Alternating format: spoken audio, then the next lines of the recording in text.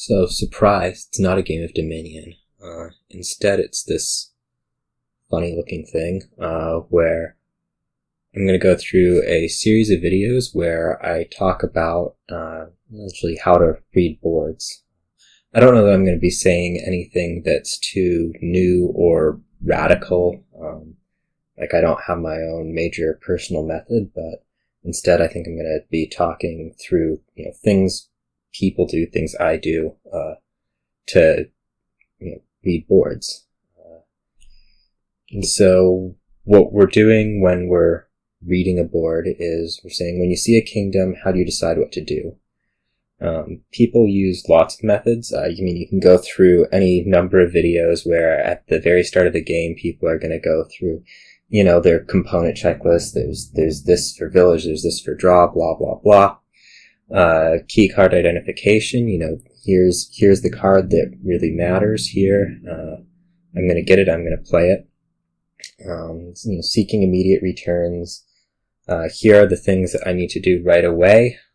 And then predicting an ending. So they look far off towards the end of the game and they go, this is how this game's going to end. Here's what I need to do to get there. All of these, I see them. I personally, I think I, use all of them.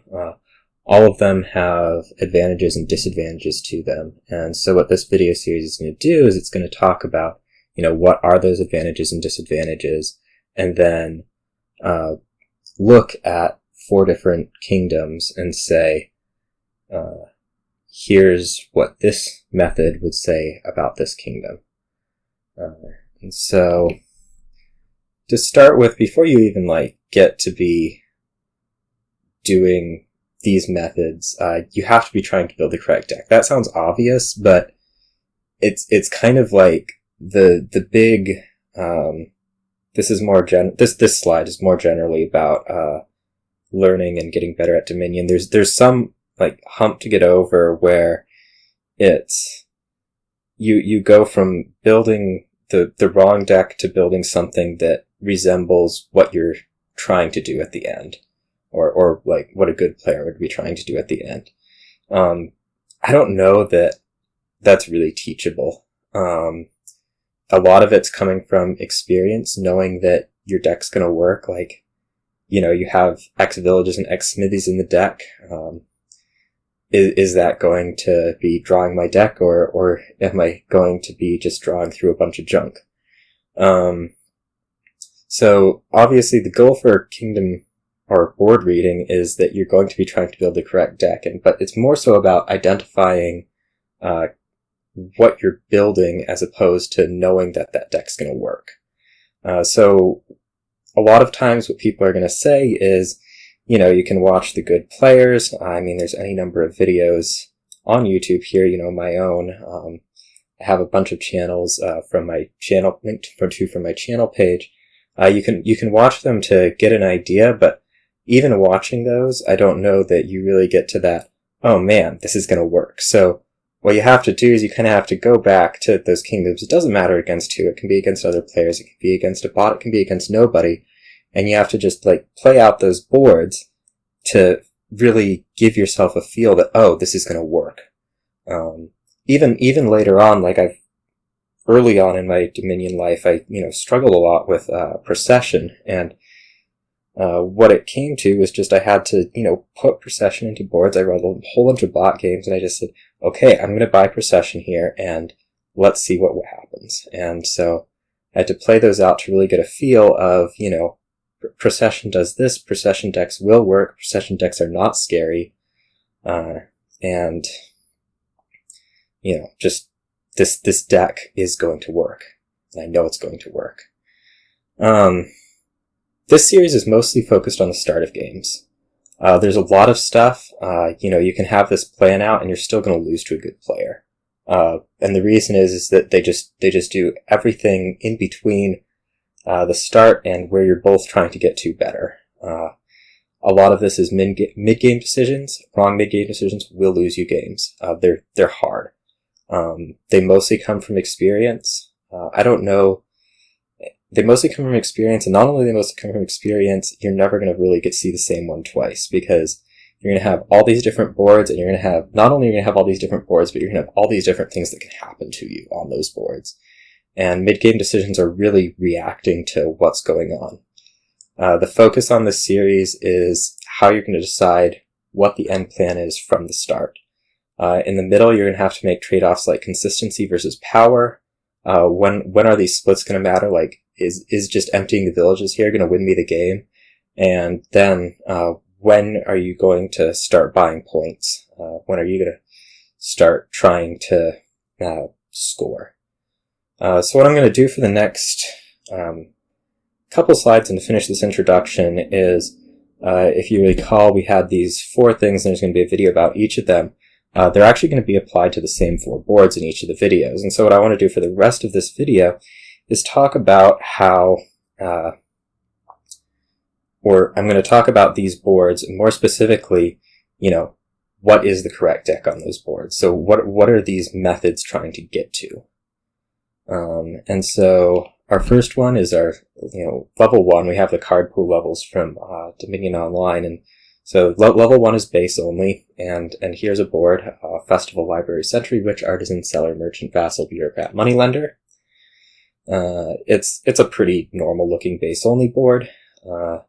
Nothing amazingly spectacular, and what I did is I played them out kind of solo, and played them as if I was playing against another player, but played them out solo, and kind of stopped when I felt like I was getting, here's my biggest turn. And so the biggest turn here is right here. You can see 32 coins, 8 buys. You can see, it's a thin deck. You can see I only have 1 card in hand down here. I know the mouse isn't actually showing, but I have 1 card in deck, or 1 card in hand. It's actually a Seller. And a bunch of Vassals in play, bunch of Festivals in play, couple Artisans, few Witches that would be trying to harm an opponent. 1 Library. There would probably be more added for consistency after that. But this is kind of the level of if you don't have an opponent who's doing stuff, which obviously your opponent's going to do stuff, this is where you can get to here. There's a level 4 board, bit more complicated. Market Patrol, Rabble, Stables, Wharf, Haven, Farmers Market, Gardens, Remodel, Jester. And here's the resultant deck. You can see I have 2 Wharves. One's from the turn before, one's from this turn. A bunch of Stables to draw up treasures. It's 3 estates in hand down there. This is a drawn deck. Actually, it's probably only 1 estate. I have 2 set aside with Havens or something. From here, you can either, look to 16 coins. You can either start looking at greening. You probably might want to look at adding a few markets or a few more stables for consistency. So that's where this one goes. Little bit less power, and we'll get into why that is in the future videos. Here's a level 7 board. Even more complexity, you can start to see some sideways things. This one is actually quite weak. If you look here, this is like my big turn, and actually they're probably just going to get worse after this. You can see I put a draw card out, and I've played 3 Fool's Golds. We're producing 12. There's no extra buys. Traveling Fair could give us some extra buys, but at this point it's going to be by province or by alliance. This is scoring. Can't do a whole lot more than that. Then finally, we have the level 10 board. You can see all sorts of crazy things, potions, reactions, coffers, projects, all that. And so you might expect that on a level 10 board you can do a bit, and yeah, you can. This turn is actually set up to buy out the provinces in 1 turn. So here, there's no opponent, so I get to go out however much I want, and all the sheepdogs, merchant guilds getting me lots of coffers, and some drawn deck, and this is going to buy out all the provinces. So those are the potential of these 4 boards. We have this kind of big turn, but, still limited engine. This very limited engine, it's about to start greening at 2 provinces. Something that's probably described as money. And finally, this big megaturn engine. So those are going to be what we're going to look through in the next 4 of these or 5 of these, and hope you get something out of that.